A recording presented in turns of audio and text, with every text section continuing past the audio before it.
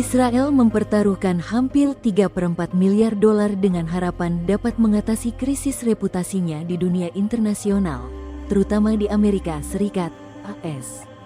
Para anggota parlemen di Yerusalem bulan lalu menyetujui anggaran nasional 2026 yang mencakup sekitar 730 juta dolar khusus untuk diplomasi publik. Dengan kata lain, nilainya lebih dari 4 kali lipat 150 juta dolar dari alokasi tahun 2025. Pengeluaran yang belum pernah terjadi sebelumnya ini terjadi di tengah survei yang menunjukkan penurunan dukungan untuk Israel di AS, sekutu terpenting Israel. Sebuah jajak pendapat Pew Research Center yang dirilis awal bulan ini menemukan bahwa 60% warga Amerika sekarang memandang Israel secara negatif, naik 7 poin dalam 1 tahun, dengan hanya 37% yang memandang Israel secara positif. Selain itu, 57% Partai Republik di bawah usia 50 tahun memiliki pandangan negatif terhadap Israel. Dukungan terhadap Israel anjlok di kalangan orang yang tidak berafiliasi secara agama, Protestan kulit hitam, dan Katolik. Di antara orang Yahudi Amerika, dukungan terhadap Israel turun di bawah 2/3. Di media sosial, kata Ibrani, Hasbara, telah menjadi istilah singkat yang meremehkan untuk advokasi pro-Israel, menunjukkan betapa berat Israel untuk membentuk citranya. Demikian Jerusalem Post memberitakan, Kamis, tanggal 30 April tahun 2026.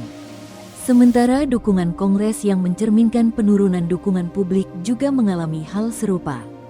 Awal bulan ini, 40 dari 47 senator Demokrat memilih untuk memblokir penjualan bulldozer Caterpillar senilai 295 juta dolar ke Israel. Dan 36 memilih untuk memblokir penjualan bom seberat 1000 pon, yang merupakan teguran Kongres terkuat terhadap bantuan militer AS ke Israel yang pernah tercatat.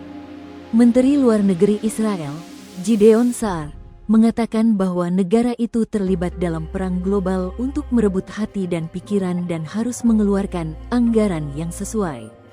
Kita telah mencapai terobosan besar tahun ini, tetapi sebagai negara kita harus berinvestasi jauh lebih banyak, kata Saar pada bulan Desember ketika pemerintah memasuki pembahasan anggaran. Israel iklan di Google dan YouTube, rinciannya. 1. Dokumen publik, kesaksian di Knesset, dan laporan bisnis Israel menunjukkan kemana sebagian anggaran tahun 2025 itu dialokasikan. 2. Tercatat pembelian iklan media sosial internasional senilai 50 juta dolar, 869 rupiah miliar, dibagi antara Google, YouTube, X, dan Outbrain. 3. Sekitar 40 juta dolar dialokasikan untuk menjamu 400 delegasi asing yakni anggota parlemen, pendeta, influencer, dan rektor universitas. 4. Termasuk sebuah ruang kendali media, didirikan untuk memantau 250 media dan 10.000 berita harian terkait Israel. 5. Kementerian Luar Negeri Israel juga menandatangani kontrak senilai 1,5 juta dolar per bulan dengan perusahaan milik mantan ahli strategi kampanye Donald Trump, Brett Parscale. Tujuannya untuk menggunakan alat AI melawan antisemitisme daring. 6.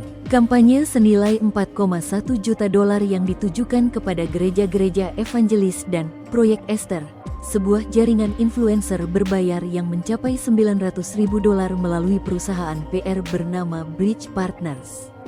Kementerian Luar Negeri Israel tidak menanggapi soal rincian itu.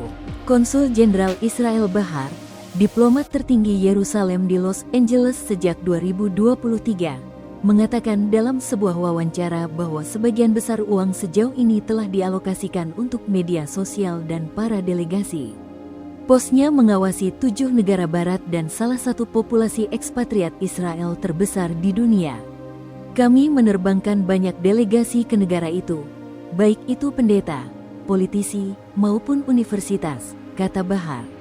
Sebelum diangkat sebagai konsul, Bahar adalah seorang ahli strategi politik Israel yang berpendapat bahwa pergeseran sentimen anti-Israel di Amerika Serikat bukanlah kegagalan pesan semata. Ilan Manor, seorang dosen senior di Universitas Ben Gurion yang telah lama mempelajari kehadiran daring Kementerian Luar Negeri, mengatakan Israel adalah salah satu negara pertama di dunia yang membangun operasi diplomasi digital global. Sebelum tanggal 7 Oktober, katanya, akun-akunnya menjangkau sekitar 1 miliar orang, skala yang hanya disaingi oleh Amerika Serikat. Masalahnya bukan karena kita kekurangan infrastruktur. Masalahnya bukan karena kita kekurangan keterampilan, kata Manor. Masalahnya adalah orang-orang tidak lagi percaya pada negara. Dan itu adalah masalah yang jauh lebih dalam yang tidak akan bisa diperbaiki dengan uang sebanyak apapun. Kekhawatiran serupa juga datang dari dalam dunia branding pro-Israel.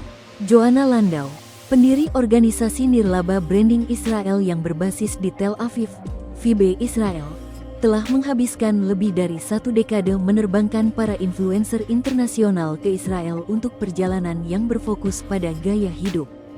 Dia tidak bersedia diwawancarai, tetapi telah menjabarkan pandangannya dalam serangkaian esai baru-baru ini di Substack-nya, Reputation Nation.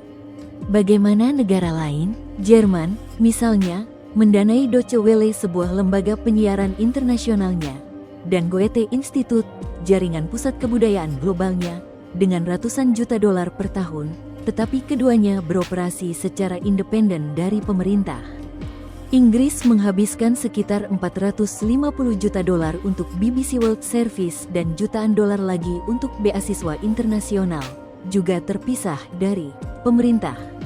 Amerika Serikat mengalokasikan sekitar 2,3 miliar dolar melalui program Departemen Luar Negeri dan Badan Media Global AS.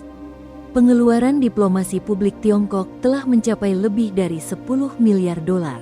Qatar telah membangun Al Jazeera menjadi jaringan global melalui pendanaan negara yang cakupan penuhnya tidak diungkapkan kepada publik. Israel, sebuah negara dengan penduduk sekitar 10 juta jiwa, kini bersiap untuk mengeluarkan dana untuk membangun citra globalnya dalam skala yang biasanya diasosiasikan dengan negara-negara yang jauh lebih besar.